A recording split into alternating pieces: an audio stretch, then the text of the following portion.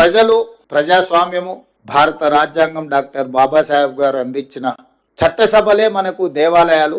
అక్కడే మనం చర్చించుకుందాము, వాస్తవాలను ప్రజలకు వివరిద్దాము. ఒకరోజు కృష్ణా నది జలాల మీద, ఇంకొక రోజు గోదావరి నది జలాల మీద పూర్తి స్థాయిలో చర్చ చేద్దాం. ఒకవేళ కాదు కూడదు అనుకుంటే ఇంకా 1-2 రోజులు పొడిగించుకొని అయినా దీనికి సంబంధించిన వాస్తవాలను చర్చించుకుందాం. ప్రధాన ప్రతిపక్ష నాయకుడిగా వారిని ఏ తారీఖు వారు వస్తారో, ఏ తారీఖు వారు చర్చిస్తారో ఒక లేఖ రాయమని స్పీకర్ గారికి. తక్షణమే ప్రభుత్వం స్పందించి శాసనసభ సమావేశాలను ఏర్పాటు చేసుకుందామని నేను వారికి సూచన చేయడం జరిగింది. సవాల్ విసరలే. ఎందుకంటే నాకు ఈ చట్టసభల పట్ల, ప్రజాస్వామ్యం పట్ల నమ్మకం, విశ్వాసం ఉన్నది.